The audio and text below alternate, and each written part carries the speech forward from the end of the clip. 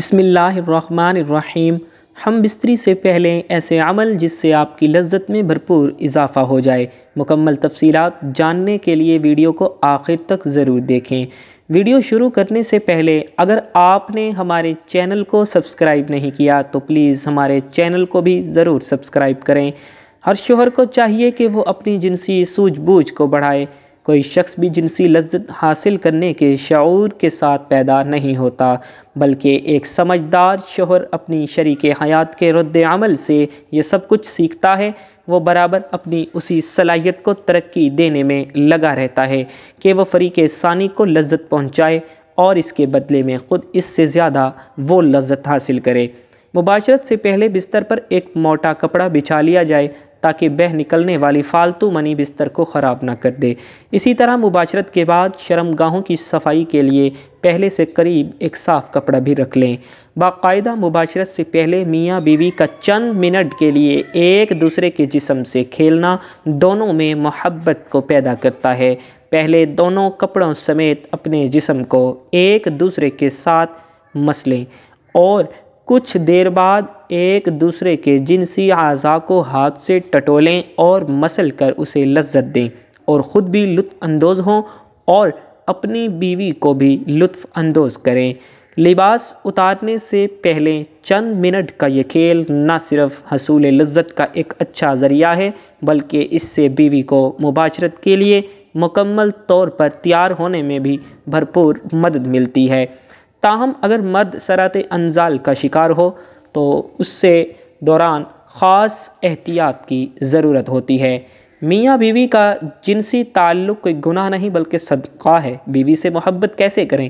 شریعت مطہرہ نے بیوی کے پورے بدن سے نفع اٹھانے کی اجازت دی ہے، البتہ پچھلے مقام میں صحبت کرنا بیوی سے حرام ہے کہ وہ جماع کرنے کا محل اور مقام ہی نہیں، اس لیے صحبت اگلے حصے میں ہی جائز ہے اور اس کے لیے جو بھی طریقہ اختیار کیا جائے شریعت میں اس کی ممانعت نہیں۔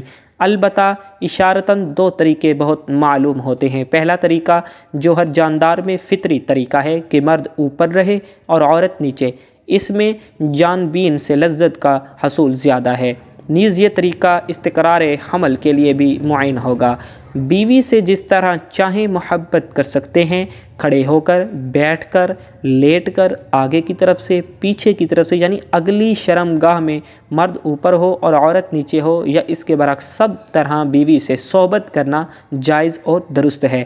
البتہ پچھلی شرمگاہ یعنی پخانہ کے مقام میں صحبت کرنا جائز نہیں، حرام ہے، اور اگر مرد عورت سے پہلے فارغ ہو جائے تو اسے عورت کے فارغ ہونے تک برابر مشغول رہنا چاہیے، ہٹنا نہیں چاہیے، اور صحبت سے پہلے عورت کو جماع کے لیے مکمل طور پر آمادہ بھی کر لینا چاہیے۔ پیار و محبت کی باتیں اور کام کے ذریعے عورت کو مکمل طور پر تیار کیے بغیر صحبت کرنا اچھا نہیں، اور صحبت کے بعد دونوں کو پیشاب بھی کر لینا چاہیے تاکہ اگر منی کا کوئی قطرہ سوراخ میں رہ گیا ہو تو وہ بھی خارج ہو جائے۔ میاں بیوی کے اس عمل کو پہلے سے طے کر لیں، یہ ایک بہت ہی لطف اندوز ہوتا ہے۔ بیڈ روم کو رومانٹک بنانے کے لیے اپنے کمرے میں مدھم لائٹ رکھیں، کیونکہ مدھم لائٹ میں عورت کا جسم خوبصورت اور پرکشش دکھائی دیتا ہے۔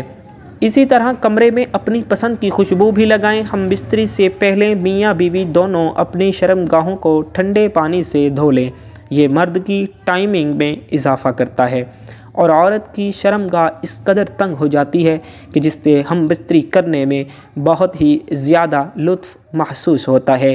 کشادہ بستر کا انتظام کر لیں اور بستر نہ بہت زیادہ نرم ہو اور نہ ہی بہت زیادہ سخت ہو۔ ہم بستری کے لیے میاں بیوی کے پاس وقت کھلا ہونا چاہیے۔ جنسی ماہرین کے مطابق کم از کم 1 گھنٹہ وقت ضرور ہونا چاہیے تاکہ مرد کے ساتھ ساتھ عورت کو بھی فراغت ہو سکے۔ میاں بیوی ایک دوسرے کے لباس اتاریں، اس طرح کرنے سے ایک دوسرے کے دل میں دونوں کے لیے آپس میں محبت پیدا ہو جاتی ہے۔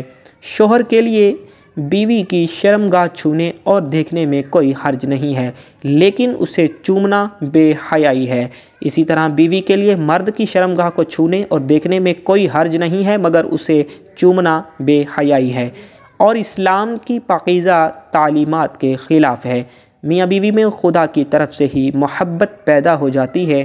میاں بیوی کا رشتہ ایک ایسا احساس ہے جس میں محبت ہی محبت نظر آتی ہے۔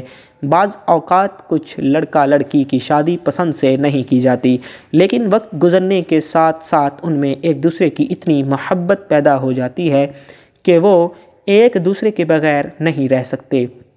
شوہر جب بیوی سے ہم بستری کا ارادہ کرے تو ہم بستری کی دعا پڑھے کہ جس کا ترجمہ یہاں پر لکھا ہوا ہے: میں اللہ کا نام لے کر یہ کام کرتا ہوں، اے اللہ تو ہمیں شیطان سے بچا اور جو اولاد تو ہم کو دے اس سے بھی شیطان کو دور رکھ۔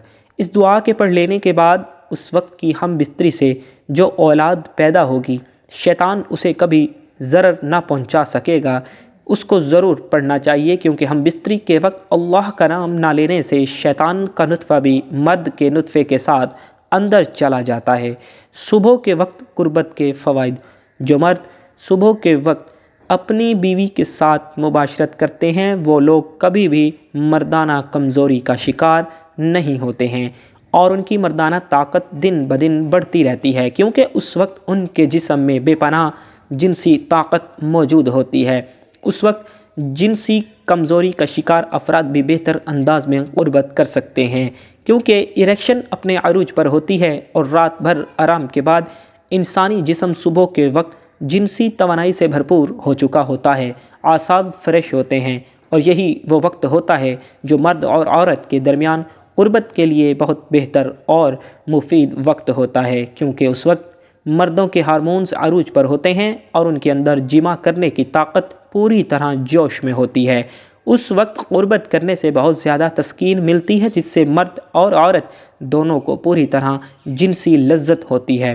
اس وقت جسم کا انگ انگ زندگی کا مزہ لے رہا ہوتا ہے، جبکہ صبح کے وقت جمع کرنے سے آپ لوگوں کی ٹائمنگ میں بھی بہت زیادہ اضافہ ہو جائے گا۔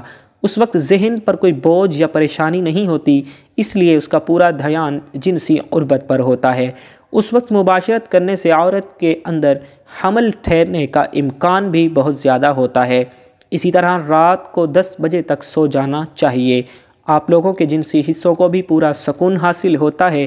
پرسکون رہنے اور جنسی کارکردگی بہتر بنانے کے لیے بہتر نیند بھی بہت ضروری ہوتی ہے، لہٰذا ساری رات لیپ ٹاپ اور موبائل کے سامنے بیٹھنے سے گریز کریں، ورنہ ذہنی دباؤ تھکاوٹ سے دوچار انسان کی کارکردگی کیا ہوگی اور آپ کو کوئی بھی کام کرنے سے لطف بھی حاصل نہ ہوگا۔ اللہ تعالی ہم سب کو اپنی بیوی کے ساتھ محبت کرنے کی توفیق عطا فرمائے، اور اللہ تعالی ہم سب کو اپنی بیوی کے حقوق ادا کرنے کی بھی توفیق عطا فرمائے۔ دعا ہے کہ اللہ تعالی میرا سنانا اور آپ کا سننا اپنی بارگاہ الہی میں قبول اور منظور فرمائے، آمین ثم آمین۔ ناظرین، کمنٹ باکس میں اللہ تعالیٰ کے اور اللہ کے محبوب صلی اللہ علیہ وسلم کے 99 ناموں میں سے ایک نام کو ضرور ٹائپ کیجیے گا۔ والسلام۔